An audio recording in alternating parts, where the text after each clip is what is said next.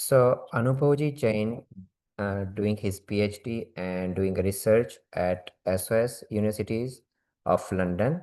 He already received his BA in Sanskrit from the Jaipur, so he very well known in a Sanskrit one.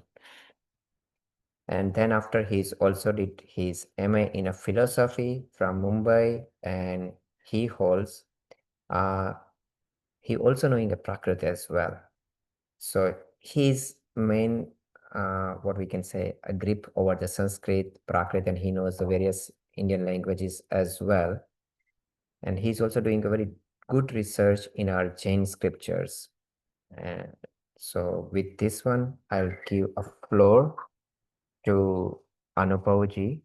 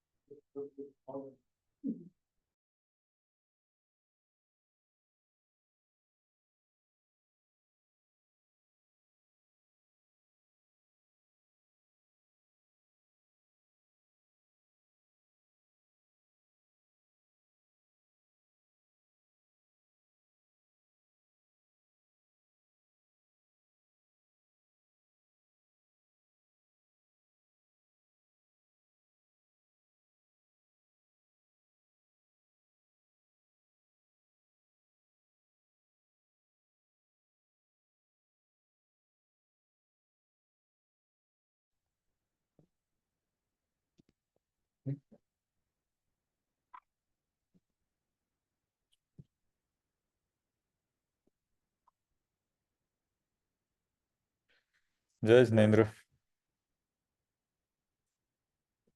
जय जिनेन्द्र। जय जिनेन्द्र। जय जिनेन्द्र। जय जिनेन्द्र। तो हम लोग अभी शाम को ऑरलैंडो आ गए हैं सुरेल भाई के घर। सुबह तक हम लोग मायामी में थे, प्रज्ञेश भाई और सपना भाभी के घर। और सुरेल भाई का सजेशन था कि कोई एक ग्रंथ अगर पूरा हो जाए तो I mean in terms of not पूरा ग्रंथ, वर्स बाय वर्स तो पूरा नहीं हो सकता, लेकिन एक सरल विषय अपन यहाँ लेते हैं। कोशिश करेंगे कि 6 ढाला अपन अभी 5-6 लेक्चर के अंदर पूरी कवर कर पाए। तो नॉट वर्स बाय वर्स, लेकिन मोटा मोटा विषय जो अपना 6 ढाला का है वो अपन अपना यहाँ पूरा करने की कोशिश करेंगे। तो मंगलाचरण से शुरू करते हैं और फिर मैं आपके साथ में डॉक्यूमेंट शेयर करूंगा एंड देन विल गो।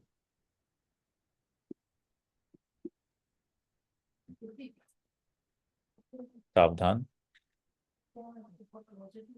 नमो अर्हन्ताणं नमो सिद्धाणं नमो आयर्याणं नमो वज्रायाणं नमो लोये सवसाहूणम्।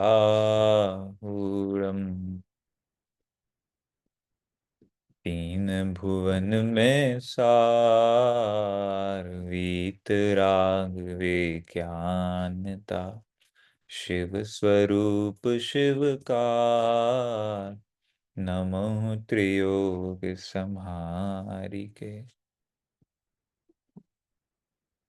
यही एक मुद्रा है बाकी, यही एक आसन है शेष, यही प्रकृति की एक घोषणा, मैं परंपरा का अवशेष।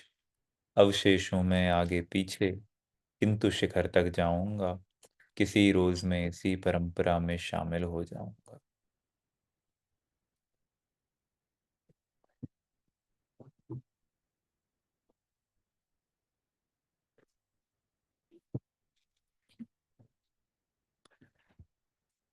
हाँ, 6 ढाला तो ऐसा ग्रंथ है कि जिनवर जैन समाज में लगभग लगभग हर कोई ने इस ग्रंथ का नाम सुना ही सुना होगा। मुश्किल ही है कि कोई ऐसे लोग हों जो 6 ढाला ग्रंथ का कभी जिन्होंने नाम न सुना हो। अपने यहाँ कुछ गिने चुने ऐसे ग्रंथ हैं जो लाइक कुछ ग्रंथ ऐसे हैं जो दिगंबर और श्वेतांबर दोनों परंपराओं के अंदर मान्य हैं, और कुछ ग्रंथ ऐसे हैं जो अभी जैसे अपन को कुछ सामाजिक भेद से दिखाई देते हैं।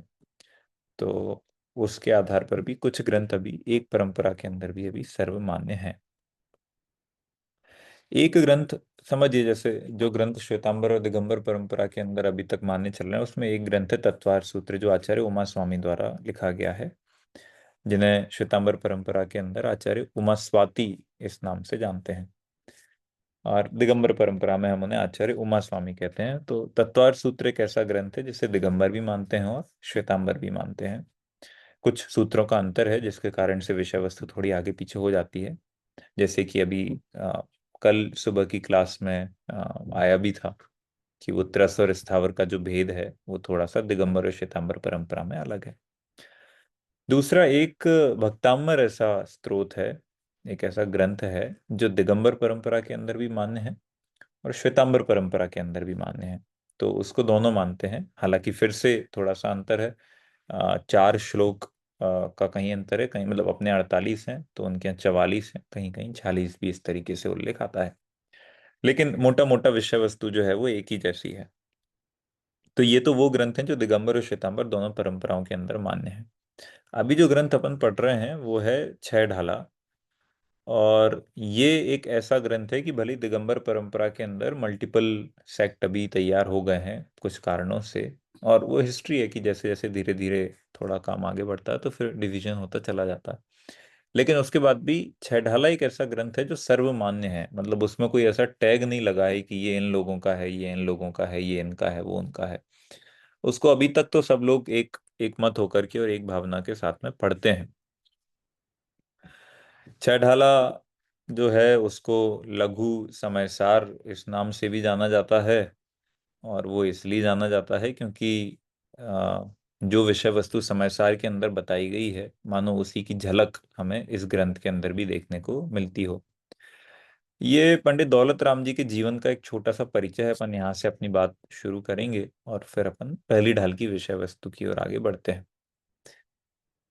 देखिए, छेड़ाला जैसी अमर कृति के रचनाकार पंडित दौलत राम जी का जन्म विक्रम संवत 1855-56 के मध्य सासनी जिला हाथरस में हुआ था। तो ये जो है वो अलीगढ़ के पास में आता है। अलीगढ़ में एक अपना बहुत बड़ा धर्मायतन भी है, मंगलायतन जिसको अपन कहते हैं, कैंपस है, और वहीं पास में सासनी करके एक जगह है, तो वहां पर पंडित दौलत राम जी का जो है वो जन्म हुआ था। उनके पिता का नाम टोडरमल जी था, लेकिन ये टोडरमल जी मोक्ष मार्ग प्रकाशक वाले टोडरमल जी नहीं है, और ये टोडरमल जी वो टोडरमल जी भी नहीं है जो अकबर की सभा के अंदर उनके नौरत्नों के अंदर एक माने जाते थे, और ये टोडरमल जी वो टोडरमल जी भी नहीं है जो पंजाब के अंदर जिन्होंने काफी कुछ, मतलब एक एक जो आपने कहानी सुनी होगी कि उनके पुत्र को मतलब जो कोई पंजाबी भाई थे, सिंधी सिंधी भाई थे, तो उनके पुत्र को गाड़ने की शायद जगह नहीं मिल रही थी, क्या था, तो उसके लिए उन्होंने जो सोने के सिक्के होते हैं तो उतनी जगह बिछा बिछा करके, वो भी खड़े खड़े होकर के, इस तरीके से जितने सिक्के वहां बनते हैं वो देख करके, वो सेठ टोडरमल थे। लेकिन ये सारे टोडरमल जो हैं वो अलग अलग हैं, सेठ टोडरमल, पंडित टोडरमल, दौलत राम जी के पिता टोडरमल, और टोडरमल जो वो जो रत्न रहे हैं अकबर के नौ रत्नों में से, तो ये चारों अलग अलग टोडरमल हैं। उनके पिता का नाम टोडरमल जी था, जो गंगटीवाल गोत्रीय पल्लीवाल जाति के थे। तो ये जातियां होती हैं, आप लोग भी कोई ना कोई जाति से रिलेशन रखते होंगे। जैसे मैं जहाँ रहता हूँ मध्य प्रदेश के क्षेत्र में, तो वहाँ भी ऐसी कुछ जातियां हैं। तो परवार नाम की जाति है, फिर गोला पूरव नाम की जाति है, गोला लारे नाम की जाति है, फिर इसके अंदर और छोटे छोटे डिवीजन, सब डिवीजन होते हुए चले जाते हैं।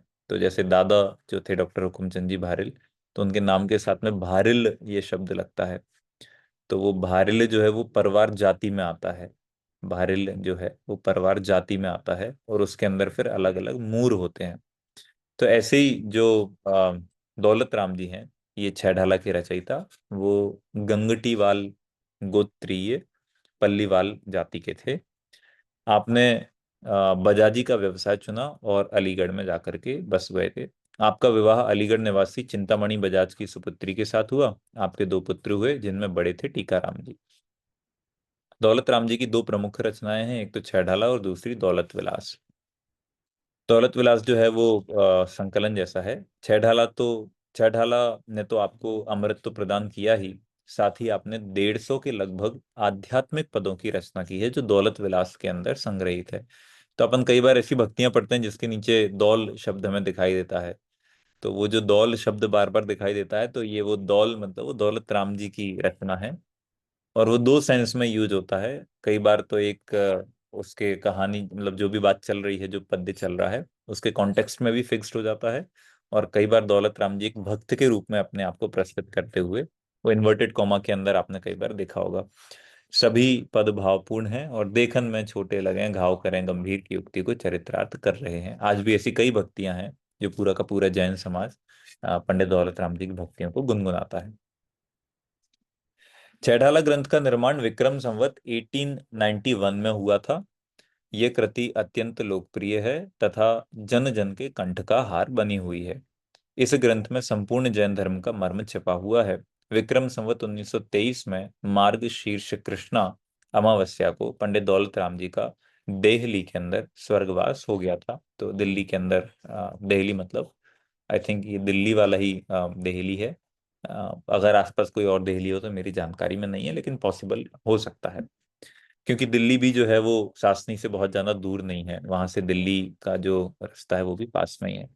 खैर, ये टोडरमल जी दौलत राम जी साहब का बड़ा छोटा सा परिचय हुआ है, लेकिन इसके बारे में भी बहुत कम ही लोग जानते होंगे। अगर आप लोग कभी मंगलायतन जाएंगे तो मंगलायतन के अंदर पंडित दौलत राम जी की एक स्टैचू बना हुआ है। और वो जो आपने मुझे अभी सुरेल भाई ने पीपीटी दिखाई उसमें जो स्टैचू आपने देखा है, तो आपको वैसा स्टैचू वहां पर खडगासन के अंदर मतलब पूरा बड़ी वो स्टैचू है दौलत राम जी का देखने को वहां मिलेगा। पवन जी जिन्होंने मंगलायतन की स्थापना की है, तो चूंकि वो अलीगढ़ के क्षेत्र में ये स्थापना बना रहे थे वो इतना बड़ा मंदिर, तो वो इंस्पायर्ड थे कि इसी क्षेत्र के अंदर दौलत राम जी हुए हैं, तो उन्होंने वो सब वहां पर चीजें की हैं। तो आप लोग अगर कभी वहां जाएं तो वो देखने लायक कैंपस है, दर्शन करने जैसा मंदिर है, वहाँ विद्यालय भी चलता है और काफी कुछ गतिविधियां वहां पर होती हैं। तो वो वही एरिया है जहाँ ये पंडित दौलत राम जी रहा करते थे। मैं वहां पर होकर के आया हूँ। एनीवेज, तो ये एक बड़ा संक्षिप्त परिचय था। तो इस ग्रंथ का नाम है छह ढाला और ये टीका सहित पद्यानुवाद सहित में है, जिसके अपन आज पहले अध्याय की चर्चा थोड़ी सी यहाँ पर करेंगे। अगर आप लोग चाहें तो अपनी वीडियो और भी लोग ऑन कर सकते हैं, नहीं चाहें तो कोई बात नहीं, मतलब चाहें तो कर सकते हैं।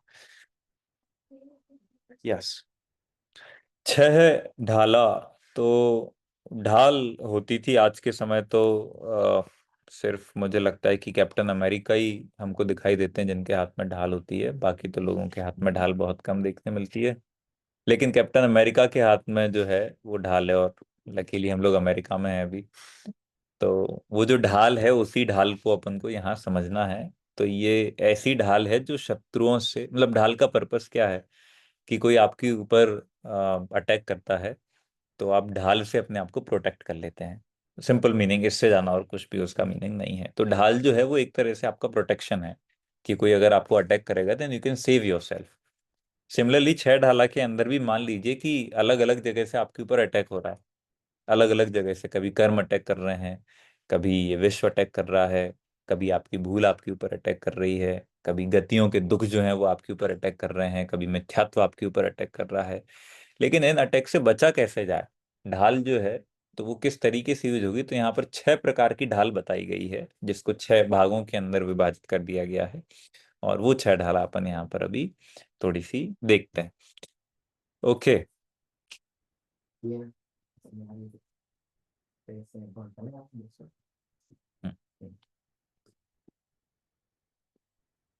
तो छह ढाला, पहली ढाल अभी अपन ने इसका मंगलाचरण यहाँ शुरू किया था, आप लोगों ने अभी अभी यहाँ पर देखा।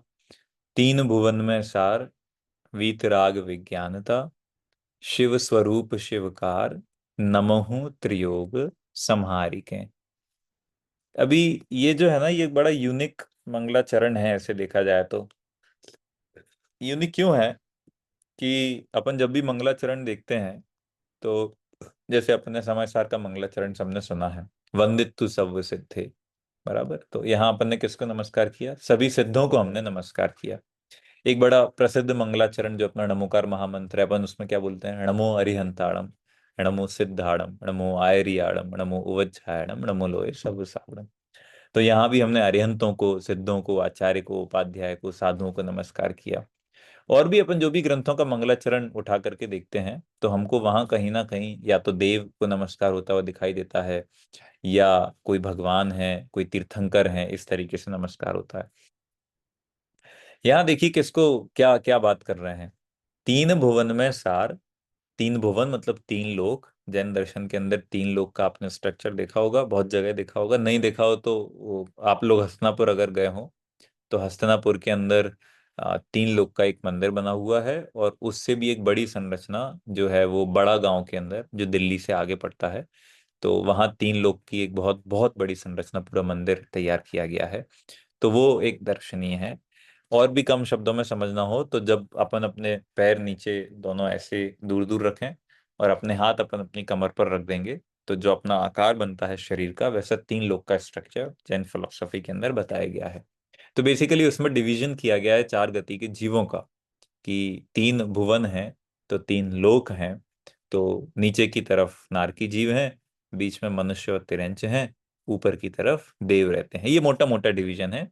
गहराई के अंदर जाते हैं तो थोड़ा सा और अलग तरीके, जब देवों का वर्णन होता है तो थोड़ा डिवीजन चेंज हो जाता है, लेकिन मोटा मोटा ये है, ऊपर देव हैं, बीच में मनुष्य हैं और तिरंच के जीव हैं, और नीचे की तरफ नारकी जीव रहते हैं। तो प्रश्न पूछा कि इसके अंदर सबसे काम की चीज क्या है। ये पूरा का पूरा इतना बड़ा तीन लोक है, 343 घन राजू प्रमाण इसकी संरचना है, छह द्रव्यों से मिलकर के बना हुआ है। इसमें सबसे इंपॉर्टेंट क्या है। तो ये बाकी के मंगलाचरण से तो अपन ने ये जाना कि भगवान महावीर इंपॉर्टेंट हैं, भगवान आदिनाथ इंपॉर्टेंट हैं, शांतिनाथ भगवान इंपॉर्टेंट हैं। लेकिन यहां बताया तीन भुवन में सार, वीत राग विज्ञानता, कि तीन लोक के अंदर, ठीक है भगवान महावीर इंपॉर्टेंट है, नो डाउट, भगवान आदिनाथ इंपॉर्टेंट है, बहुत इंपॉर्टेंट है, सीमंदर स्वामी इंपॉर्टेंट है, वेरी मच इंपॉर्टेंट, लेकिन महावीर भगवान कैसे बने, समझ में आए कि नहीं। एक एक सवाल यह है कि भगवान महावीर, लेकिन उसके पीछे एक बैकग्राउंड में सवाल है ना कि महावीर भगवान कैसे बने। जो अपन ने टाइटल दिया ना भगवान महावीर, तो उसका उत्तर यह है कि वो वीतराग विज्ञानता के कारण से महावीर जो है वो भगवान बने हैं। दादा ने एक पुस्तक लिखी है तो उसके अंदर एक बहुत अच्छी परिभाषा उन्होंने सर्वज्ञता की दी है, कि सर्वज्ञ कौन होते हैं। जो जो सब कुछ जान करके अप्रभावित रह सकें, और अप्रभावित रह करके सब कुछ जान सकें। भगवान किसका नाम है, फिर से बोलता हूं, फिर से, जो अप्रभावित होकर के सब कुछ जान सकें। एक बात, अप्रभावित हो और अप्रभावित होकर के सब कुछ जान सकें, और दूसरा सब कुछ जान करके भी अप्रभावित रह सकें, उनका नाम सर्वज्ञ है, उनका नाम भगवान है। अभी देखो ये कितनी बड़ी बात है। अपन सबके केस में क्या है कि अपन सबको जानने का कौतूहल तो बहुत है, ये भी जान लें, वो भी जान लें, यहाँ से भी पता कर लें, वहां से भी पता कर लें, लेकिन जैसे ही पता चलता है तो अपन को सुख नहीं, अपना दुख बढ़ जाता है। जैसे मंदिर के अंदर कई बार ऐसा होता है कि कोई लोग खड़े होकर के बात कर रहे हैं और अपन वहां से निकले और वो दो लोग बात करते करते गलती से आपको देख लें और फिर से बात करने लगे, तो अपन को क्या लगता है कि ये मेरे बारे में कुछ ना कुछ बात कर रहे हैं। अब आपको पता चल गया कि बात कर रहे हैं, क्या बात कर रहे हैं वो नहीं पता चला, लेकिन ये जो ज्ञान हुआ ना आपको, अब अपन उससे प्रभावित हो गए, इन्फ्लुएंस हो गए, तो अपन को दुख हुआ, अपन को सुख नहीं हुआ, अपन को उसके कारण से दुख हुआ। अपन को कहीं कुछ पता चल जाता है कि इनके साथ में ऐसा हो गया, उनके साथ में वैसा हुआ, तो वो जानने से अपन के अंदर दुख और बढ़ जाता है। सर्वज्ञता क्या चीज है कि एक तो अप्रभावी रह करके सब कुछ जान सके, और सब कुछ जान करके भी अप्रभावी रह सके। कितनी बड़ी बात है ये। अभी अपने केस में क्या है कि गूगल अपने पास में है, सर्च इंजन अपने पास में है, तो यूं तुरंत यहाँ बैठे बैठे अपन ने जो है वो सब कुछ वन क्लिक के अंदर, वन गो के अंदर, और अब तो चैट जीपीटी आ गया है, ये जो आर्टिफिशियल इंटेलिजेंस अपने हाथ में आ गया है, इसके कारण तो पूरा वर्ल्ड चेंज होने वाला है। लेकिन समस्या है कि क्या इतना सब कुछ होने के बाद में भी हमारी आकुलता के अंदर कुछ कमी हुई है कि वो बढ़ती चली गई है, कि हमारी आकुलता जो है वो ग्रेजुअली और धीरे धीरे धीरे टेक्नोलॉजी के साथ में भी बढ़ती चली जा रही, कम नहीं हो रही है। यहाँ ये बात है कि अगर तीन भुवन में कुछ सार है तो वो गूगल नहीं है, वो चैट जीपीटी नहीं है, समझ में आए कि नहीं, वो अमेरिका नहीं है, वो लंदन नहीं है, वो इंडिया नहीं है, सब में शिखर नहीं है, समझ में आया कि नहीं? वो गिरनार नहीं है, तीन भुवन के अंदर सार क्या है? वो भगवान महावीर भी नहीं है, वो भगवान महावीर का समौशरण भी नहीं है, वो आदिनाथ भी नहीं है, आदिनाथ का समौशरण भी नहीं है, क्योंकि आदिनाथ के समौशरण के अंदर महावीर जब मारीची थे तो वो बैठे थे। तो तीन भुवन में सार ये अच्छी अच्छी दिखने वाली चीजें नहीं है, ना राग की ना वीतराग की। मतलब जो मंदिर वीतरागता के स्थान है वो तीन भुवन में सार नहीं है, अच्छे तो हैं। सार मतलब एकदम सेंसफुल चीज आपको निकालनी है उसमें से। तो बोले कि उसमें क्या है? वीतराग विज्ञानता। जो वीतराग विज्ञानता है उसको ही तीन भुवन के अंदर सार बताया गया है। देखिए, एक होता है ज्ञान और ये है विज्ञान। ये साइंस वाला विज्ञान नहीं है, ये साइंस वाला विज्ञान है वो नहीं है। ये कुछ विशेष प्रकार का ज्ञान है, उत्कृष्ट प्रकार का ज्ञान है। और ऐसा ज्ञान है कि जिसके होने पर वीतरागता कायम रहती है। अपने साथ में ज्ञान बढ़ता है तो धीरे धीरे अपने अंदर आकुलता बढ़ती है, कौतूहल बढ़ता है। टोडरमल साहब ने मूषणा प्रकाशक के अंदर एक इच्छा बताई है, चार प्रकार की इच्छाएं बताई हैं। तो उसमें एक इच्छा है अव्यक्त को जानने की इच्छा। किसको जानने की इच्छा? अव्यक्त को जानने की इच्छा। अभी अव्यक्त इतनी खतरनाक चीज है। जैसे मानो आप कहीं जाओ किसी साइट पर घूमने के लिए, आप कहीं भी जाएं जहां भी आपको घूमने जाना है, तो पूरी जगह बहुत अच्छी बनी हुई है, बहुत शानदार, बहुत देखने में बहुत अच्छी। लेकिन साइड में कहीं पर एक पर्दा लगा हुआ है कोने में, और वहां अभी एक ऐसा कुछ लगा है कि इसके आगे ना जाए। तो अपने अंदर क्या होता कि वो पीछे क्या है, उसके पीछे तुरंत मन क्या होता है कि उसके पीछे क्या है। अपन जब छोटे थे और मम्मी पापा अपन से बोलते थे बेटा कहीं भी जाना लेकिन ये वाली दुकान में मत जाना, तो अपन जब भी उस गली से निकलते थे तो हर बार देखते थे कि इस दुकान के अंदर क्या है। ये जो इच्छा है ना, ये अव्यक्त को जानने की इच्छा है। क्यों? क्योंकि अपने साथ में जब ज्ञान आता है तो वो अपन को अनाकुलता नहीं लाता है। अपने साथ में ज्ञान आता है तो आकुलता को लेकर के आता है। उसका कारण ये कि अपना ज्ञान राग के साथ में है। और विशेष ज्ञान क्या है?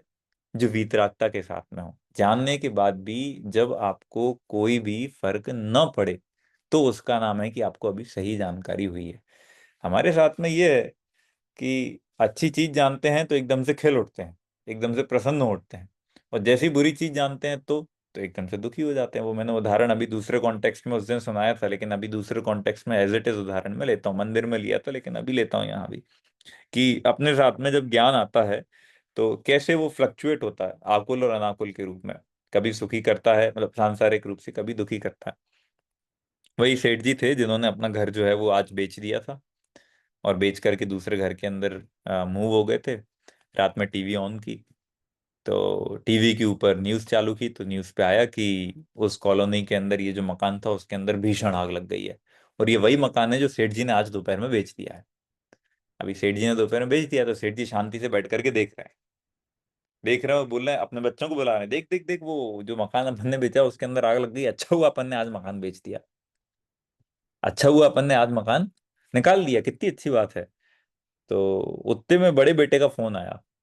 बड़े बेटे का उत्ते के अंदर फोन आता है, नहीं, वकील का फोन आता है पहले, कि अरे वो सेठ जी आपने न्यूज़ देखा कि नहीं? बोले हाँ हाँ न्यूज़ ही देख रहे हैं, वो मकान जल रहा है, वो जिसको बेच दिया उसका बहुत नुकसान हो गया।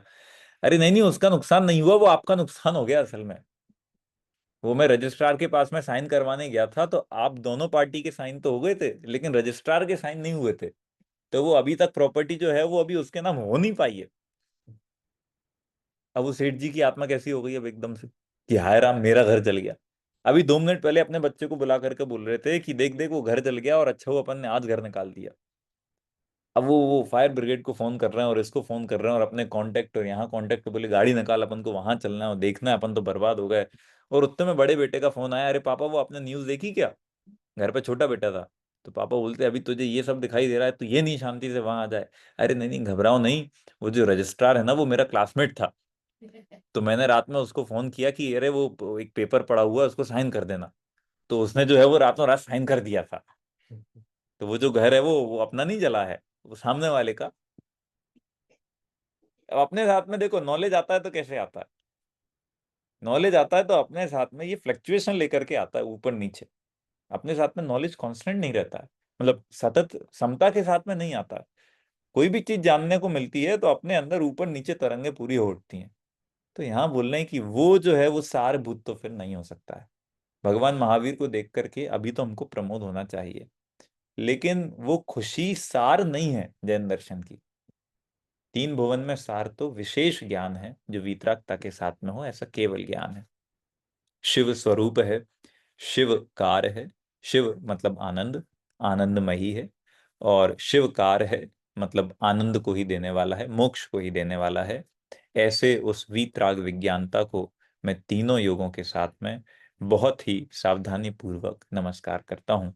तो ये अपने आप में एक विशेष मंगलाचरण है, जिसमें एक डायरेक्टली किसी देव को नमस्कार नहीं किया गया है, गुरु या शास्त्र को नमस्कार नहीं किया गया है, मतलब गुणवान को नमस्कार नहीं किया है, गुण को नमस्कार किया है। क्वालिटी जिसके पास में उसको नमस्कार नहीं किया है, बल्कि जिस क्वालिटी से वो महान हुए उस क्वालिटी को नमस्कार किया गया है। तो ये एक बहुत स्पेशल मंगलाचरण छह ढाला के अंदर हमको देखने को मिलता है। देखो भाई, अब छह ढाला की पहली ढाल का टारगेट है कि आज पूरी करनी है। टारगेट इन टर्म्स ऑफ की अपन कोशिश करेंगे पूरी हो, नहीं हो तो अपनी मोटी मोटी विषय वस्तु अपन समझेंगे कि क्या है। ठीक। दूसरे नंबर का जो छंद है वहां से अपन अपनी बात को अभी शुरू करते हैं, और फिर धीरे धीरे जहां जहां मुझे लगेगा मैं आगे पीछे स्विच ऑन करते रहूंगा छंदों को। जे त्रिभुवन में जीव अनंत, सुख चाहे दुख ते भयवंत, ताते दुख हारी सुख कार, कहें सीख गुरु करुणाधार। अब टोडरमल जी ने मोक्षमा प्रकाशक के अंदर एक बहुत अच्छी पंक्ति लिखी है, उस पंक्ति को मैं यहाँ कोट करना चाहता हूँ। वो इसलिए कि ऐसा तो है नहीं कि आप में से कभी कोई ने छह ढाला पढ़ी नहीं हो, पढ़ी तो होगी थोड़ी बहुत सही, लेकिन कहीं ना कुछ तो अपन ने सुना होगा। ये जो छह ढाला की पहली ढाल है, इसके अंदर चार गति के दुख बताए गए हैं। मनुष्य गति, देव गति, तिरंच गति और कौन सी रह गई है, नरक गति। चार गति के जो हैं वो दुख इस ढाल के अंदर बताए गए हैं। तो ऐसा तो है नहीं कि हमने कभी चार गति के दुखों को सुना नहीं है, सुना तो बहुत बार है। जिसमें से एक गति के तो अपन भोगते हैं और एक और गति के देखते हैं। समझ में आएगी नहीं, एक गति के तो अपन भोग ही रहे हैं, एक के अपन देख रहे हैं, दो अपन को विजिबल अभी नहीं है, लेकिन वो ग्रंथ प्रमाण, आगम प्रमाण से, आज्ञा प्रमाण से अपन जानते हैं। लेकिन इसके बाद भी अपन को फर्क क्यों नहीं पड़ रहा है? एक गति का दुख भोग रहे हैं बराबर, और इतने प्रवचन सुन रहे हैं अपन, इतने सारे अपन पंडितों को बुलाते हैं और इनकी बातें सुनते हैं और उनकी बातें सुनते हैं और ग्रंथ पढ़ लेते हैं और ये पढ़ लेते हैं। तो टोडरमल जी ने एक बहुत अच्छी बात लिखी है, ये आत्मा की बात करता है तो ऐसे करता है जैसे किसी अन्य की ही बात कर रहा हो। बात पकड़ में आई कि नहीं? आत्मा की बात करता है तो ऐसे करता है जैसे किसी अन्य की ही बात कर रहा हो। जब अपन बात करते हैं अरे साहब संसार में बहुत दुख है, तो अपन क्या करते हैं कि संसार में बहुत दुख है और मैं को संसार से एकदम चुपके से साइड में कर देते हैं। अपना नहीं है ये, संसार वालों का दुख अलग है। जैसे कोई की मृत्यु होती, एक दिन सब मर जाएंगे, तो अपन बोलते थे एक दिन सब मर जाएंगे, लेकिन अपन क्या करते हैं, एक दिन सब मर जाएंगे और अपने आप को अपन साइड में एकदम ला करके, अपन थोड़ी मरेंगे। ये आत्मा की बातें करता है तो ऐसे करता है जैसे किसी और की बातें कर रहा हो। सम्यक दर्शन की प्राप्ति हो सकती है, हाँ तो बोलते थे सम्यक दर्शन की प्राप्ति हो सकती है, लेकिन सम्यक दर्शन की अपने आप को अपन साइड में रख देते हैं। मुझे तो नहीं हो रही है, मुझे तो नहीं हो पाएगी, मेरा तो कुछ नहीं हो पाएगा। समझ में आए कि नहीं? तो ये एक समस्या है बहुत बड़ी। जब तक अपन चार गति के दुखों को चार गति के दुख के रूप में देखते रहेंगे तब तक खेल नहीं होगा। जब तक अपन ये नहीं मानेंगे कि ये मेरे मेरे दुख की चर्चा चल रही है, पर्सनल डायरी है, ये पहला जो चैप्टर लिखा गया है ये पर्सनल डायरी है। लिखा किसी और ने है, लिखा दौलत राम जी ने है, लेकिन वो पर्सनल प्राइवेट डायरी है, आपकी खुद की अपनी डायरी है। तब तक अपना उसमें नहीं होगा। ये अपनी बहुत चतुराई है कि जब भी दुख की बात चलती तो अपन हाँ हाँ हाँ तो करते हैं, लेकिन साइलेंटली अपने आप को वो दुख में से हटा करके साइड में डाल देते हैं। जब भी कोई की मृत्यु होती तो मैं एक घटना आपको सुनाता हूँ। हमारे एक रिश्तेदार हैं, तो उनके बेटे किसी कारण से उनका देहावसान हुआ, स्वास्थ्य गड़बड़ हुआ और वो शांत हो गए। तो युवा थे, 32 33 35 साल के कुछ रहे होंगे। तो सारे रिश्तेदार जो हमारे थे वो सब लोग वहां पर आए, तो शमशान घाट लेकर के जाते हैं क्रिमेशन के लिए, तो वहां लेकर के उनको गए। तो बड़ा एकदम वैराग्य का माहौल और बहुत ही ऐसी चर्चा चल रही है, साहब देखो कोई भरोसा नहीं है, ये तो 30-35 साल के थे और इतनी कम उम्र के अंदर चले गए, अपना भी कुछ भी हो सकता है। और एकदम बहुत ही वैराग्य वाला माहौल। और मैं भी था उसके अंदर साथ में उन लोग, मैं पहली बार शमशान घाट गया था उस दौरान। तो देखा तो वहाँ चिता मैंने अपने सामने आंखों के सामने जलते हुए देखी। मतलब वो व्यक्ति जो अभी कल तक आपके सामने हंस खेल रहा था और बढ़िया था, वो व्यक्ति वहां जल रहा है। और उसके इर्द गिर्द उसके कई युवा दोस्त खड़े हुए हैं, कई युवा रिश्तेदार खड़े हुए हैं, जिनकी उम्र अभी 35, 38, 40 साल की है, और वो लोग भी जलते हुआ देख रहे हैं। तो सबके एकदम परिणाम अंदर से ऐसे ऐसे हो रहे हैं। तो चिता जलती है बहुत लंबे समय तक, लेकिन उतनी देर तक कोई वहां इंतजार नहीं करता जब तक चिता जलती रहती है। लोग उसके पहले ही वहां से निकलते हैं। हम भी निकल रहे थे उन लोगों के साथ में, ये युवा लोगों के साथ में। तो यहाँ से जब जा रहे थे तो ये बातें चल रही थी कि कुछ भरोसा नहीं है, कभी भी कोई भी मर सकता है, किसी के साथ कुछ भी हो सकता है, ये इतनी भागम दौड़ करने से क्या मतलब है। इससे अच्छा तो ये है कि मैं शांति से रहें, शांति से जिए। ये शमशान घाट जाने की बातें हैं। अभी जब शमशान घाट से लौट रहे थे तो मैंने क्या बातें सुनी वो मैं आपको बताता हूँ। अरे यार, तुम अपनी दुकान बंद करके 2 दिन के लिए वहां से यहाँ तक आ गए? तो वो सामने वाला उत्तर देता है, हाँ हाँ, आजकल तो वाईफाई आ गए हैं, तो सब कुछ वाईफाई से बैठे बैठे देख सकते हैं, कैमरे के थ्रू आप फोन में ही अपना सब कुछ देख सकते हैं। और उसको फोन फोन खोल के और अपने शोरूम का जो है वो पूरा का पूरा कैमरा एक एक जूम करके बताता है। जर्नी देख रहे हो आप? एक जर्नी है शमशान घाट जाने की, जहां बातें चल रही हैं, सब कुछ जो है वो क्षणिक है। अपने साथ भी कभी भी कुछ हो सकता है। ये तो 35 साल का ही था, जिंदगी का कोई ठिकाना नहीं है। शमशान घाट जा रहे हैं, शमशान घाट से लौट रहे हैं, तो क्या बात चल रही है? ये हमारे यहाँ कैमरा लगा हुआ है, इसको वाईफाई पे देख सकते हैं। अरे यार, हमको ही बताओ ये वाईफाई कैसे लगा, हमको भी लगवाना है हमारी दुकान के अंदर। ये 1-1.5 घंटे के बीच का कन्वर्सेशन है पूरा का पूरा। जाते टाइम कन्वर्सेशन वैराग्य वाला है, आते टाइम शमशान घाट से लौटते टाइम, अब तो छोड़ दिया अपन ने, जो मरा था उसको अपन ने छोड़ दिया, अब क्या है? वापस से बैक टू अपने दुख। अपन को तो अपने दुखों को ही गले लगाना है, तो अपन वापस से अपने दुखों के पास में आ गए। तो ये बात बहुत कमाल की लिखी टोटो मिल्टी ने, कि आत्मा की बात करता है तो ऐसे करता है जैसे किसी और की ही बात कर रहा हो। जे त्रिभुवन में जीव अनंत, सुख चाहे दुख ते भय बन। सुनते तो बहुत बार है, लेकिन मानते क्या है? जे त्रिभुवन में जीव अनंत, सुख चाहे दुख ते जे त्रिभुवन नहीं करते हैं अपन। अपन बोलते हैं जे त्रिभुवन में जीव अनंत, जबकि वो कहानी मेरी है, कि 3 भुवन के अंदर मैं हूं, मेरे साथ में ऐसे और अनंत जीव हैं। हर कोई व्यक्ति सुख की इच्छा करता है, दुख से डरता है। तो दौलत राम जी यहाँ बोलते हैं, इसीलिए दुख को हरने वाली और सुख को देने वाली जो सीख है, उसको करना बुद्धि के साथ में गुरु जो है वो परंपरा से समझाते हैं। और वही बात मैं, मतलब दौलत राम जी, आपको समझाऊंगा। अब 2 तरीके से ज्ञान होता है, मतलब 2 तरीके का ज्ञान होता है, ऐसा समझ लो। एक तो होता है जानकारी वाला ज्ञान। पढ़ लिया अपन ने, दौलत राम जी का जन्म यहाँ हुआ, दौलत राम जी ने 6 ढाला लिखी, उनने भजन लिखे, वो दौलत विलास के अंदर छप गए। और दौलत राम जी बोलते हैं कि 3 भुवन के अंदर अनंत जीव हैं, सुख चाहते हैं, दुख से डरते हैं, इसलिए सुख को देने वाली, दुख को हटाने वाली सीख में दे रहा हूँ। ये ज्ञान हो गया। तो हो गया, हो जाएगा काम इतने में, कि नहीं हो पाएगा काम? हमको तो बहुत कुछ पता है, 3 लोग ऐसा होता है, उसका वो ऐसे निकलता है। वो धनराजू का प्रमाण निकालना हो, औसत निकालनी हो तो कैसे, एवरेज निकालना हो कैसे निकलेगा। और नरक के ऐसे ऐसे भेद होते हैं, रत्न प्रभा और शर्करा प्रभा। और रत्न प्रभा के अंदर 3 प्रकार के भेद होते हैं, और ये पंख भाग और अभुल भाग और खर भाग। और हमने दुनिया जमाने की डिटेल जो है वो याद करके रखी है। और बोलते हैं कि साहब खूब स्वाध्याय चल रहा है अपना। तो हो जाएगा इससे खेल, काम होने वाला है इससे। मोक्ष मार्ग का जो काम करना है वो होने वाला है कि नहीं होने वाला है? इससे नहीं होने वाला है। देखो, ये पूरा का पूरा ज्ञान जो है वो क्षयोपशम ज्ञान है असल में। मतलब ये रूखा सूखा ज्ञान है, इसके अंदर अभी कोई खास दम है नहीं। जब भी अपन 6 ढाला पढ़ते हैं, इवन कई बार मैं भी जब 6 ढाला पढ़ता हूँ तो इसी भावना से पढ़ लेता हूँ कि चलो देखे तो सही विषय क्या है, देखे तो सही इसके अंदर क्या क्या बातें लिखी हुई हैं। जबकि पढ़ना इस भावना से चाहिए कि सही में मैं दुखी हूँ। मतलब एक्चुअल में अपन सब दुखी हैं, अपन को लगता होगा। अभी क्या है, मनुष्यों के साथ में, एक मनुष्यों के साथ मतलब जो भी एक, जिनके सेंसेस थोड़े डेवलप हो जाते हैं, जिनके अंदर थोड़ी समझने की शक्ति बढ़ जाती है, उनके साथ में एक प्रॉब्लम ये भी है कि अगर वो अपनी परेशानियों को दूर नहीं कर पाते हैं, तो वो परेशानियों के साथ में एडजस्ट करके जीना सीख लेते हैं। अगर अपन से अपनी परेशानियां दूर नहीं होती हैं तो हम परेशानियों के साथ में एडजस्ट करके उनके साथ जीना सीख लेते हैं। And then we do not feel कि ये एक्चुअल में परेशानी है, ये एक्चुअल में प्रॉब्लम है। This is the greatest problem. कि अपन अगर नहीं सॉल्व कर पाएंगे then we will be used to with that problem and then we will feel like oh this is not a problem, there is no problem as such, जो कि अपन actual में रोज महसूस करते हैं।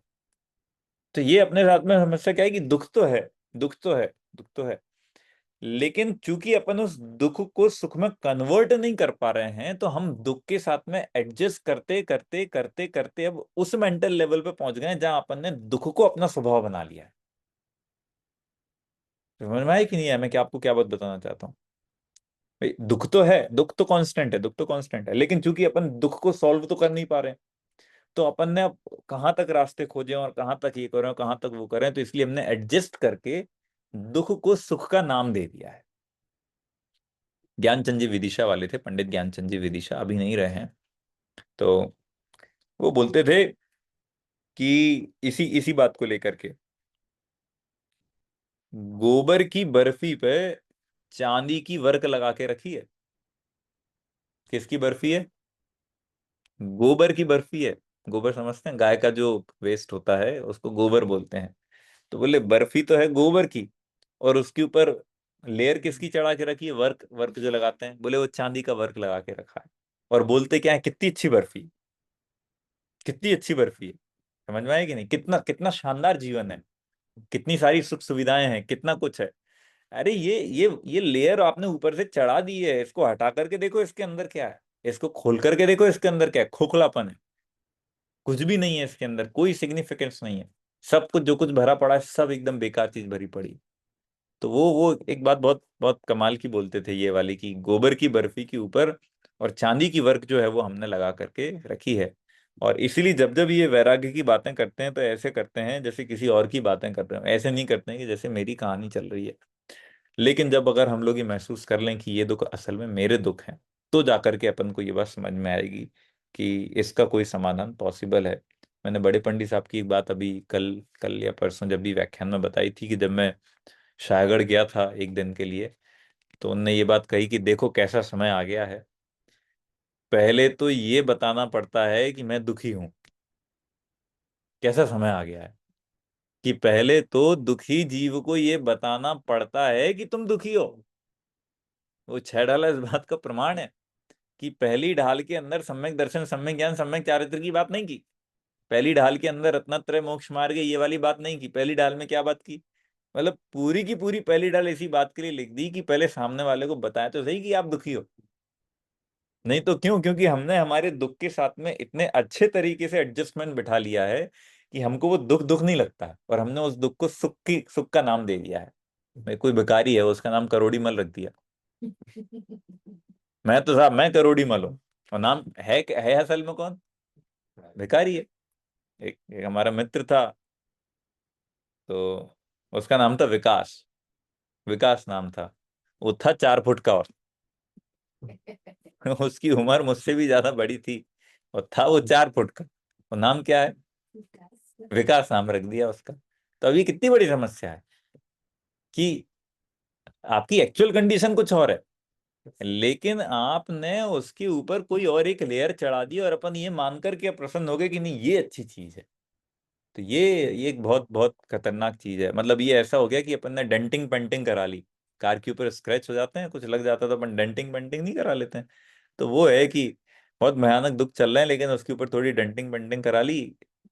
लंदन आ गए या अमेरिका आ गए या इंडिया के अंदर भी कोई अच्छी जगह चले गए, थोड़ा घूमने चले गए, वेकेशन पे गए, अच्छी अच्छी फोटो खींची, इंस्टाग्राम पे पोस्ट की, उस पर बहुत सारे लाइक और कमेंट आ गए।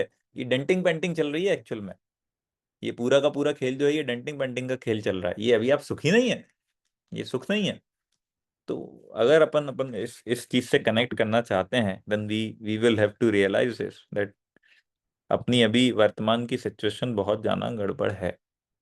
बहुत ज्यादा मतलब थोड़ी बहुत गड़बड़ नहीं है, बहुत ज्यादा गड़बड़ है। क्यों है वो मैं आपको एक इसका रीजन देता हूँ। वैराग्य प्राप्त होने के ज्यादा चांसेस होते हैं दुख की अवस्था में। मतलब एक्सटर्नल दुख जब आपके पास में जाना हो ना, तो चांसेस है कि आपको वैराग्य हो सकता है। वैराग्य के चांसेस घट जाते हैं जब आपके इर्द गिर्द चारों तरफ सुखी सुख हो। इंद्रिय सुख, अगर आप चारों तरफ इंद्रिय सुख से घिरे हुए हैं, तो वैराग्य बढ़ने के चांसेस बहुत घट जाते हैं। अगर आपकी चारों ओर थोड़ी बहुत कठिनाइयां हैं, थोड़े बहुत संघर्ष हैं, तो चांसेस हैं कि आपको वैराग्य आएगा।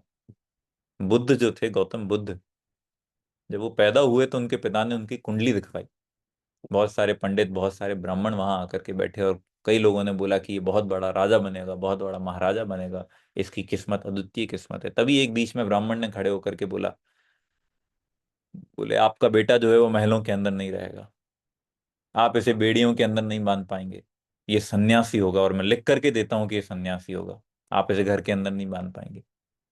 उनके पिता घबरा गए, सिद्धार्थ जो थे उनके पिता घबरा गए। तो उनने निर्देश दे दिया उस दिन के बाद से कि ये जो हमारा बेटा है,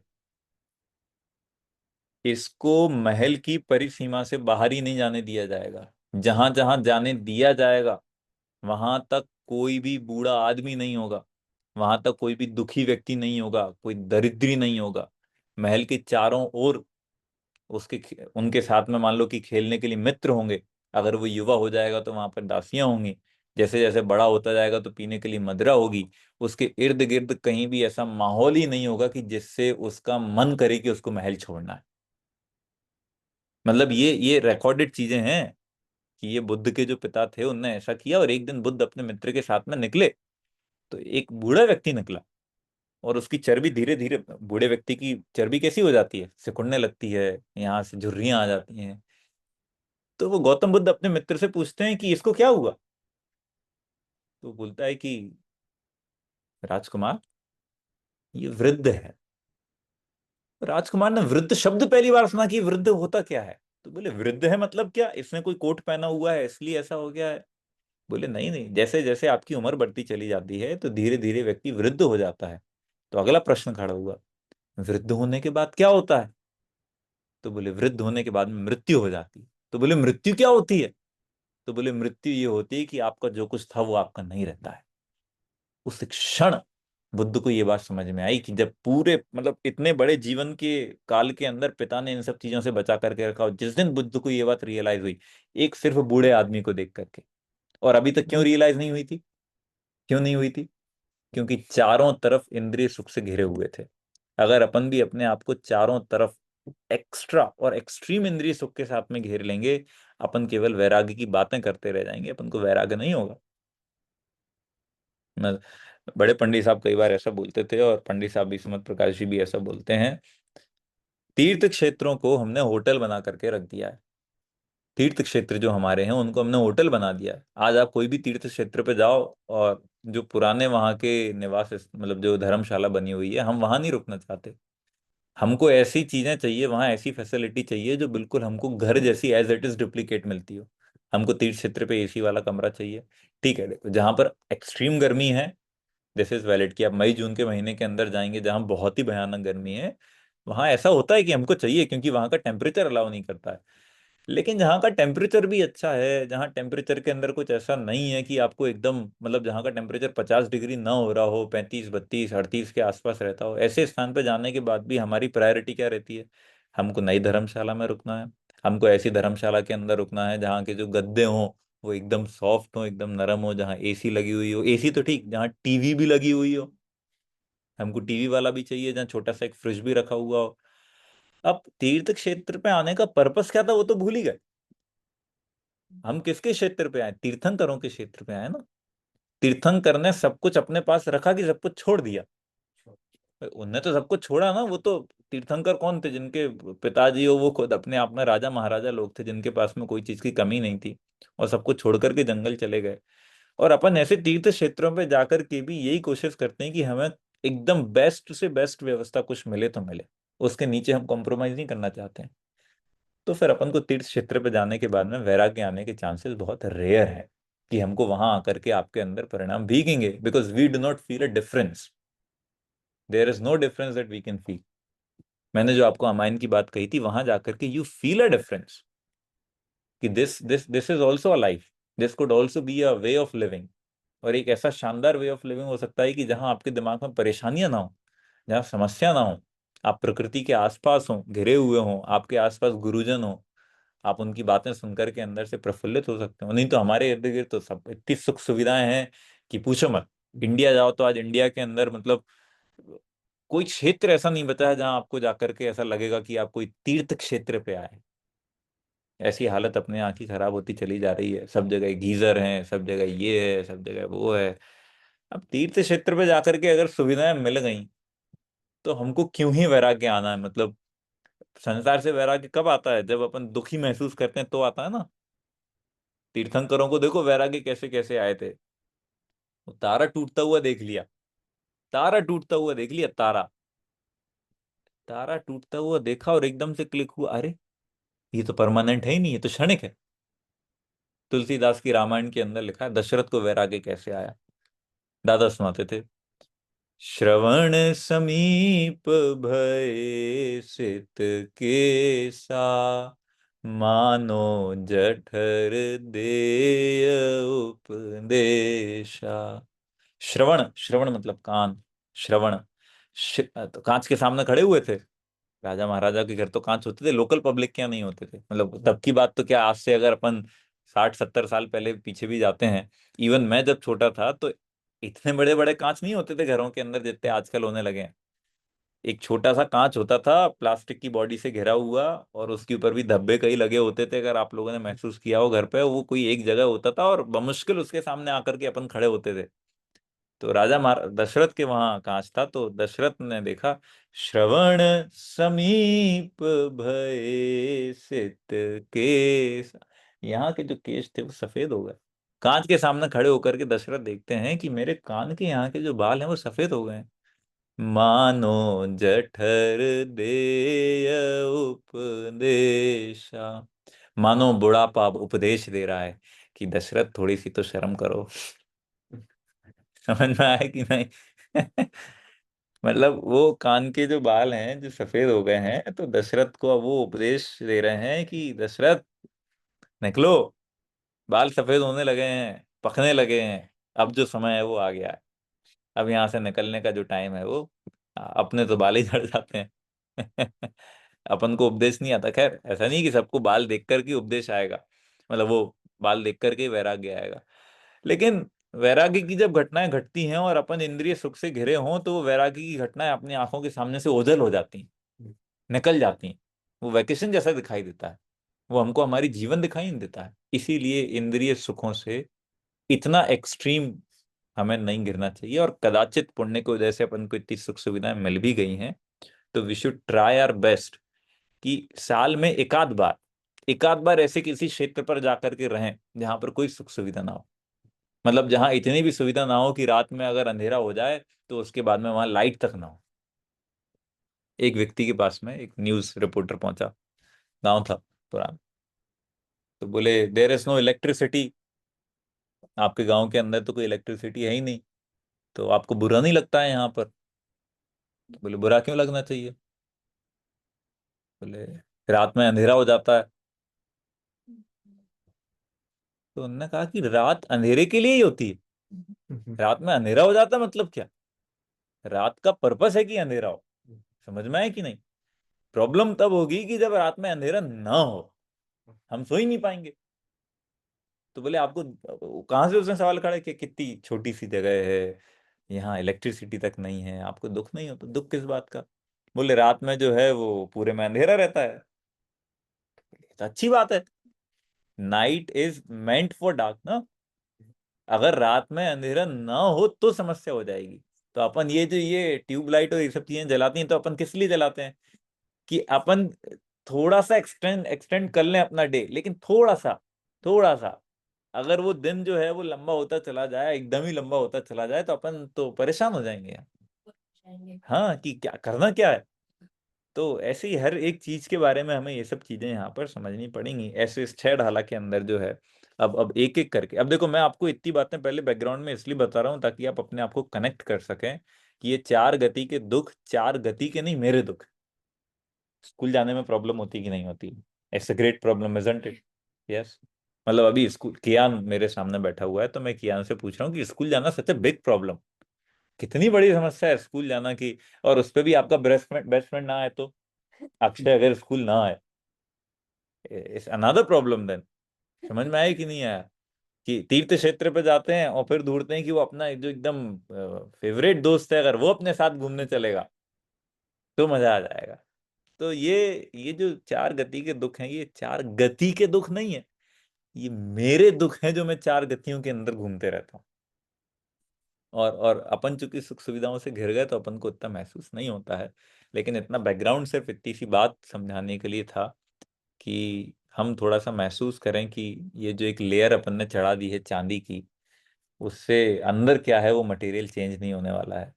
इस मतलब कुछ भी चेंज होने वाला नहीं है। दादा ही बोलते थे कि कोई और बोलता था, जब मरो तो आपके बारे में कोई ऐसा ना कहे कि बेचारे मर गए, खूब मेहनत की इनने, खूब काम किया, खूब पैसा कमाया, उसके बाद में बेचारे मर गए।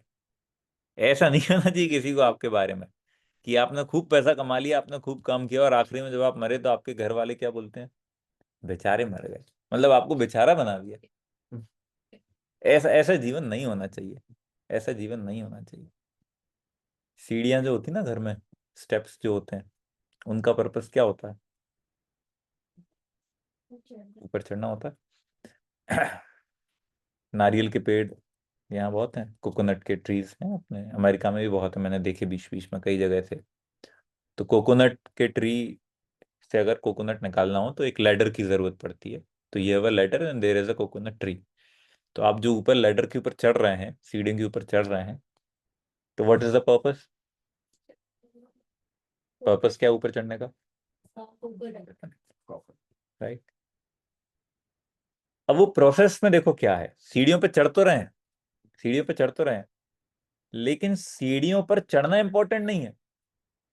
सीढ़ियों पे चढ़ना इंपॉर्टेंट नहीं है, सीढ़ियां चढ़ तो रहे हैं, चढ़ना इंपॉर्टेंट नहीं है, लेकिन चढ़ना क्या है, इंपॉर्टेंट क्या है? नारियल। नारियल भी अकेला इंपॉर्टेंट नहीं है, याद रखो, नारियल भी इंपॉर्टेंट नहीं है। नारियल पकड़ करके अब नीचे उतरना भी तो है। समझ में आई कि नहीं ये बात? समझ में आई कि नहीं बात? मतलब ये जो पूरी प्रोसेस थी वो इस बात के लिए थी कि आप ऊपर से नारियल लाओ, नीचे उतरो और शांति से बैठ करके नारियल को पियो। हमारे साथ में समस्या ये है कि हमको वो सीढ़ियों पर चढ़ने में ही मजा आने लगा है, और हम सोच रहे हैं कि हमारे जिंदगी का टास्क है सीढ़ियों पे चढ़ना, that's it. The aim of a life is to climb, to climb. No, the aim of the life is not to climb, climb is a process. ये जो है, जो आप ऊपर बढ़ रहे हैं, climbing is a process, climbing is not the aim. तो ये जो अपन सीढ़ियों के ऊपर चढ़ रहे हैं, there is a purpose for this, the purpose is to stop. समझ में आया कि नहीं आया? दवाइयां खाते हैं अपन लोग, कितनी कमाल की चीजें दवाइयां है कि नहीं? डॉक्टर अगर अपन को 5 दिन की दवाइयां प्रिस्क्राइब करता है तो अपन कितने खुश हो जाते हैं, लेकिन अपन तीसरे दिन से डॉक्टर से पूछते हैं बंद कर सकते हैं क्या? तीसरी चौथी खुराक से अपन पूछते हैं बंद कर सकते हैं क्या? क्यों? क्योंकि दवाइयां खाने में मजा नहीं है। अरे दवाइयां खाए इसलिए रहते क्योंकि प्रॉब्लम थी, और ये खा खा रहे हैं ताकि प्रॉब्लम खत्म हो जाए। दवाई खाने से ही प्रॉब्लम खत्म होगी, याद रखना, दवाई खाने से ही प्रॉब्लम खत्म होगी। लेकिन इसका मतलब ये नहीं कि दवाइयां अच्छी हैं, दवाई खाने से ही प्रॉब्लम खत्म होगी।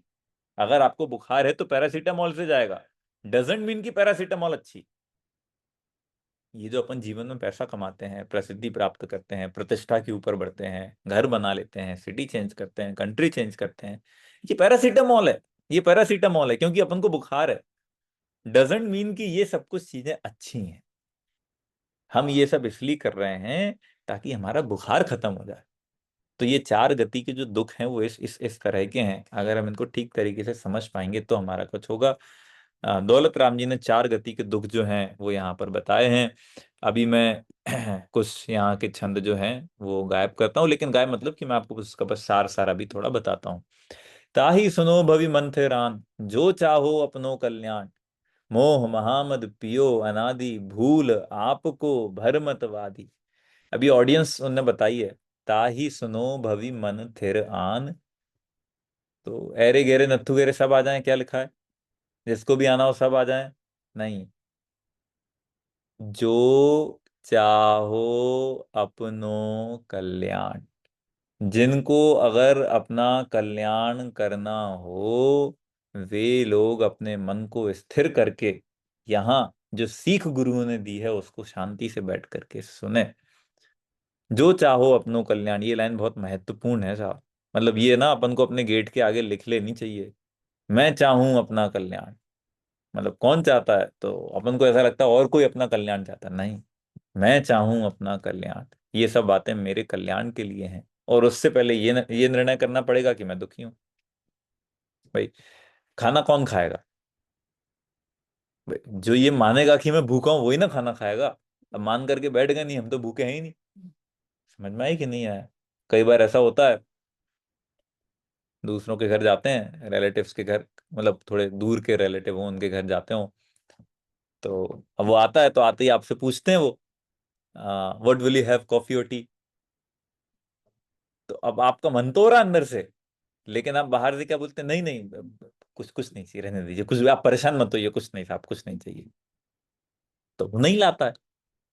क्यों? क्योंकि आपने क्या बोल दिया, नहीं नहीं कोई जरूरत नहीं है, इसकी कोई जरूरत नहीं है, तो वो नहीं देगा आपको। अब क्यों देगा? क्योंकि आपने मना कर दिया कि नहीं कर दिया। ऐसे अब ये याद रखना ये बात। अगर कोई आपको आपके दुख महसूस करा रहा हो, अगर आपसे कोई पूछ रहा हो कि आप दुखी हैं कि नहीं, और आप बोल दें नहीं नहीं नहीं नहीं साहब, हमको तो कोई दुखी नहीं है। ये अपन तो रोज करते हैं, अपन फोन उठाते हैं तो क्या बोलते हैं, केम चो, शू हाल चे, हाउ आर यू, और तुरंत जवाब क्या होता है, फट से, सरस, एकदम बढ़िया चल रहा है, कोई दिक्कत नहीं है, फर्स्ट क्लास है। और अगर उस व्यक्ति के साथ में आप आधे घंटे शांति से बैठ करके बात कर लो, तो आपको एहसास होगा कि इससे ज्यादा दुखी व्यक्ति तो पूरी दुनिया में कोई दूसरा नहीं है। जो जो पहले वाले आपके कॉल पे सीधा ही जवाब देता है कि मैं बहुत बढ़िया हूँ, अगर वो आधे घंटे आपके साथ बैठ जाए, तो वो इतने दुख आपको अपने गिनाएगा, इतने दुख आपको अपने गिनाएगा कि आपको, अरे कितना दुखी व्यक्ति है। तो ये जो चीजें हैं वो बहुत इम्पोर्टेंट हैं। जो जीव अगर अपना कल्याण चाहते हैं, तो वे अपने मन को स्थिर करके और यहाँ आकर की जितनी सीख है उनको शांति से बैठ करके सुने। फिर उनने भूल बताई, मोह महामद पियो अनादि, भूल आपको भरमतवादी। हमने मोह रूपी मदिरा को पी रखा है, हमने मोह रूपी शराब को पी रखा है, जिसके कारण से हम भूल गए हैं कि हम कौन हैं। और अब भ्रमण करते हुए चारों गतियों के अंदर घूम रहे हैं, कहीं यहाँ जाते हैं, कहीं वहां जाते हैं, कभी ये करते हैं, कभी वो करते हैं। आप लोगों को अपने घर का एड्रेस पता है कि नहीं पता है? सब लोगों को अपने घर का एड्रेस पता है ना? मेरा घर कहाँ है साहब? ऑरलैंडो के अंदर है। मेरा घर कहाँ है? मैं कहूंगा कि अभी हाल फिलहाल में मेरा घर हैरो लंदन के अंदर है। अगर मैं सपना भाभी से पूछूंगा घर कहाँ है, तो मायामी के अंदर है। अभी आप लोगों से पूछूंगा, अभी विरल भाई से मिलूंगा परसों, उनसे पूछूंगा आपका कहाँ है, तो सब बताएंगे कि नहीं बताएंगे? मेरा घर ये है। तो दौलत राम जी बोलते हैं इसी का नाम है मोह महामद। तुमको लगता है कि तुमको अपने घर का पता पता है, तुमको नहीं पता है। समझ में आया कि नहीं? ये जो तुम बोलते हो कि ये पता मेरा है, तो तुमको नहीं पता है कि तुम्हारा पता क्या है, तुमको नहीं पता है कि तुम्हारा एड्रेस क्या है। मोह रूपी मदिरा पीने के कारण से हम जिस संयोग के साथ में रहते हैं, हमको लगता है कि ये ही मैं हूं। समझ में आया कि नहीं? बड़े पंडित जी थे, रविंद्र रविंद्र जी आत्मन, उनके पास में एक व्यक्ति गए, तो पहुंचे, बहुत बड़ी जॉब पे थे, बहुत अच्छी पोजीशन पे थे। तो बोले साहब कुछ आशीर्वाद दें आप, मतलब ए ग्रेड, जो आईएएस आईपीएस वाली जॉब होती है ना इंडिया में, वो वाली जिसमें आपको पावर भी मिलती है, आपको सब कुछ मिलता है। उनके पास में गए, बोले साहब कुछ आशीर्वाद दें। तो बड़े पंडित साहब ने पता क्या आशीर्वाद दिया, बेटा नकली नोट को तो नकली समझना ही, लेकिन असली नोट को भी नकली ही समझना। समझ में आया कि नहीं कियान? नकली नोट को तो नकली समझना ही, जो जो नोट फॉर्ज्ड है उसको तो फॉर्ज समझना ही, लेकिन जो नोट सही है, जो करेंसी सही है, उसको भी फॉर्जरी समझना, उसको भी नकली समझना। क्यों? क्योंकि ये मोक्ष मार्ग का रास्ता है। यहाँ जिसे लोग असली कहता है मोक्ष के मार्ग में, वो सब कुछ नकली है। मोह महामद पियो अनादि। लेकिन हम चूंकि मोह रूपी मदिरा पी करके रखे हैं, तो हमको, अब सबने बोला ना ये असली है, ये असली है, ये असली है, तो हमको भी लगने लगा यही असली है, यही असली है, यही असली है, यही असली है। मोह महामद पियो अनादि, भूल आपको भरमत वादी। हम अपने आप को भूल गए हैं और उस कारण से चारों गतियों के अंदर भ्रमण कर रहे हैं। आप लोग दिनेश जी का इंतजार कर रहे होंगे, लेकिन वो अभी नहीं आ पाएंगे, वो थोड़े थक गए हैं जाना। तो 5 एक मिनट मैं ही कंटिन्यू करता हूँ and then will stop. Okay. तास भ्रमण की है बहु कथा, पै कछु कहूँ कही मुनि यथा, काल अनंत निगोद मझार, वीत्यो एकेन्द्रिय तनधार। तास भ्रमण की, उस भ्रमण की बहुत बड़ी कथा है। कथा मतलब कहानी नहीं है, स्टोरी नहीं चल रही है ये। समझ में आए कि नहीं? ये कोई की ऐसी स्टोरी नहीं है कि चलो एक स्टोरी लिख देते हैं। तो जैसे मानो अगर कोई यूके में स्टोरी लिखेगा तो कैसी स्टोरी लिखेगा कि वहां पर बहुत ठंडा मौसम है, वहाँ बहुत बड़े बड़ी फील्ड हैं जिसके अंदर एप्पल के ट्री लगे हुए हैं। एप्पल की ट्री जो है वहां पर बहुत गिरते रहते हैं, रात में वहाँ एक फॉक्स आती है। वहाँ एक बहुत मकान बना हुआ है छोटा सा, और उसके अंदर येलो कलर का लैंप जल रहा है। समझ में आए कि नहीं? वहां जो लड़की है जो लड़का है उसकी आंखें जो है वो ब्लू कलर की। ये नरेश, ये कहानी है, ये कहानी चल रही है। समझ में आए कि नहीं? और कोई कहानी लिखेगा तो अभी यहाँ के कहानी, तो मार्वल कैसे कहानी लिखते हैं कि देर इज हल्क, है ना, उसके अंदर कुछ हुआ और वो चाहे तो गुस्सा आता है तो इतना बड़ा हो जाता है कि नहीं? And then there is an Ant-Man. तो एंटमैन क्या करता है कि जब वो सूट पहनता है अपना, तो वो जब अपने आप को चाहे तो छोटी एकदम चींटी जितना बना सकता है। ये सुनो, then there is a Thor, उसके पास में एक हैमर है। वो जितनी दूर चाहे उस थॉर को, वो अपने हैमर को फेंक सकता है और जिसको भी ब्रेक करना चाहे। ये कहानी है। लेकिन चार गति की ये जो बात चल रही है ये कहानी नहीं है भाई, ये आपके साथ में हुई एकदम रियल घटना है। अपन नहीं बोलते हैं मैंने उस दिन ये सीखा था। कई बार अपन बोलते ही नहीं बोलते हैं, दूसरे को अपन बात बताते हैं, मैंने उस दिन ये सीखा था। तो ये चार गति भी अपना वही दिन है जो दुख की कहानी चल रही है ना। उस पर्याय में इतना दुख भोगा था, उस पर्याय में इतना दुख भोगा था, उस गति के अंदर इतना दुख भोगा था। ये कहानी नहीं चल रही है, ये लिखा। कथा का मतलब कथन, कथा मतलब कहानी नहीं, कथा मतलब कथन। दास भ्रमण का बहुत बड़ा कथन है। उसकी अगर बात करने बैठे तो वो बहुत बड़ी है, क्योंकि अनादिकाल से अपन भ्रमण करते जा रहे हैं। पे कछु कहूं कही मुनि यथा, तो मैं कुछ कहता हूं, कुछ जो मुनियों ने कही है उसमें से कुछ हिस्सा मैं आपको बताता हूँ। मतलब दुख तो इतना बड़ा है कि कुछ कहा नहीं जा सकता, लेकिन उस दुख का एक छोटा सा पार्ट मैं आपको बताता हूँ, छोटा सा सेक्शन मैं आपको बताता हूँ। काल अनंत निगोद मझार, बीत्यो एक इंद्रिय तंधार। अनंत काल तक अपन निगोदिया जीव रहे, एक इंद्रिय रहे। अभी इंडिया से अपन यूके और यूएस आते हैं तो नहीं बोलते हैं कितना ग्रीन है, कितनी ग्रीनरी है। मैं जैसे अभी मायामी में था तो प्रज्ञेश भाई से पूछ रहा था, और फिर अभी हम लोग यहाँ उतरे तो फिर देख रहे थे कि यहाँ सब जगह पॉन्ड बने हुए हैं छोटे छोटे। थोड़े ही से आगे जाते हैं तो पॉन्ड मिल जाते हैं, है ना, वहाँ खूब अच्छा पानी भरा हुआ है। काल अनंत निगोद मझार, बीत्यो एक इंद्रिय तनधार। ये जो इतनी ग्रीनरी आपको दिख रही है, इतना जो पानी आपको दिखाई दे रहा है, एक इंद्रिय की अवस्था है, ये जिंदा है, ये जीव हैं, जीव।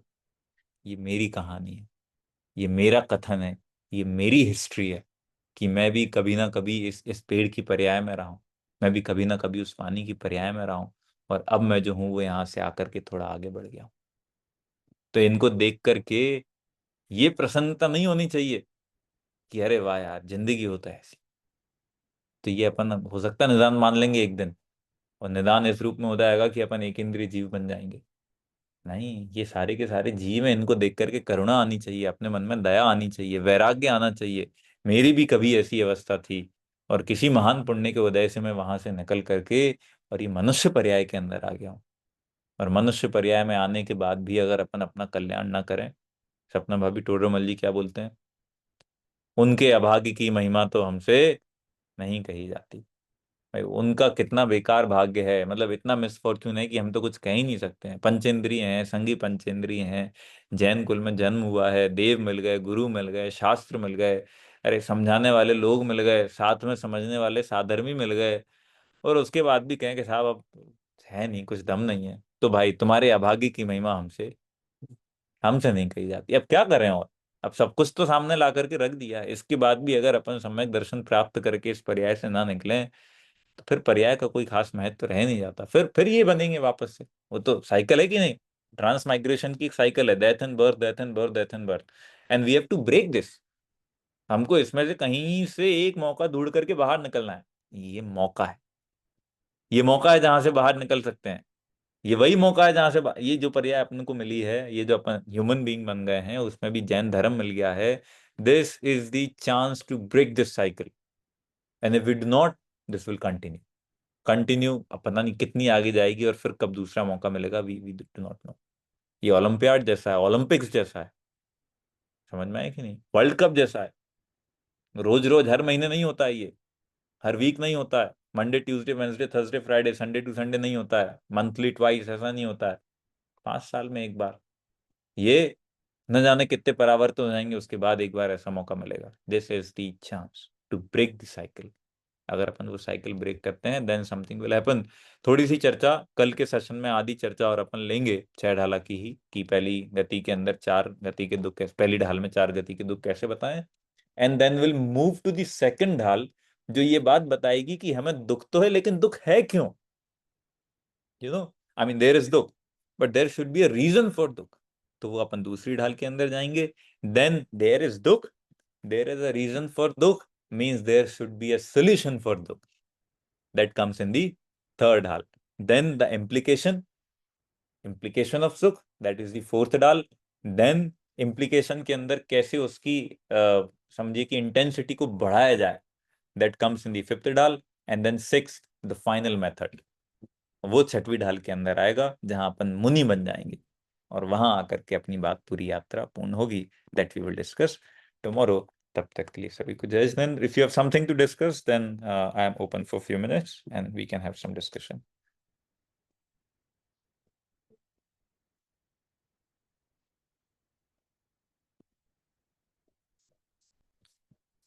हाँ, अब कोई भी क्वेश्चन पूछ सकता है, किसी को कोई भी क्वेश्चन होना तो पंडित जी है ही यहाँ पे, दे कैन आंसर।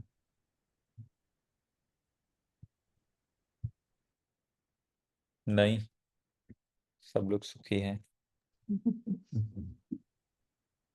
ओके, अभी रुकते हैं and then will continue tomorrow. तो कल जिनेश जी और मैं, हम दोनों जो हैं वो we both will continue. Jinesh ji अभी थोड़े से थक गए थे, तो he is resting a bit, and then will continue with another topic. Like I will continue with the छह ढाला, and Jinesh ji will update you soon what topic he is gonna take. Okay, जिनवाणी स्तुति।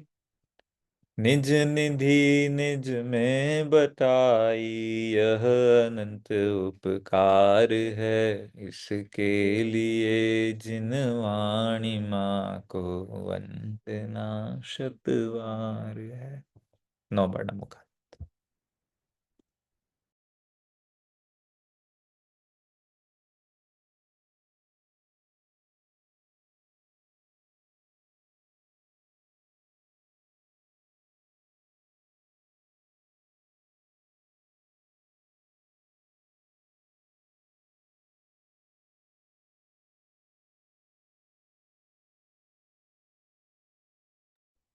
बोली द्वादशांग मई जिनवाणी माता की जय।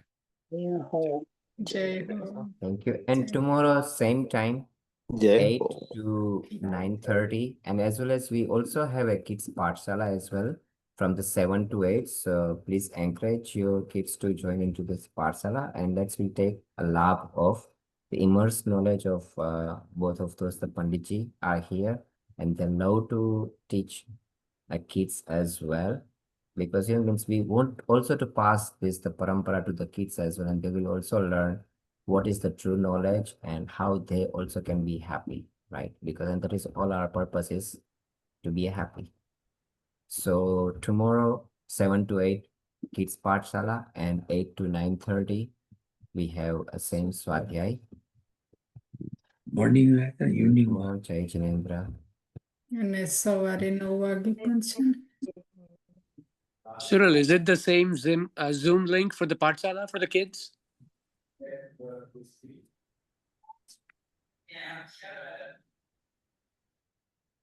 સવારે 9 વાગે ક્યાં છે સપના? આત્મદર્શન કલાબેનમાં? કલાબેનમાં જ લેશે. હા, અચ્છા અચ્છા, ઓકે, સબ્જેક્ટ એ કહેશે, કીધો નથી પણ હી વિલ કમ. ઓલરાઈટ, એટલે થેન્ક્સ. કલાબેન મેસેજ મૂકશે, પણ જસ્ટ કીધું કે આવશે 9 વાગે ત્યાં. બહુ સરસ.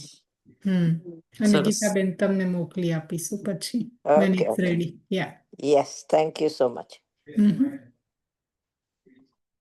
સપના આને યુટ્યુબ લિંક છે આ બધું રેકોર્ડ? ના it's like a private છે પણ જેને જોતી હશે એને આપશે.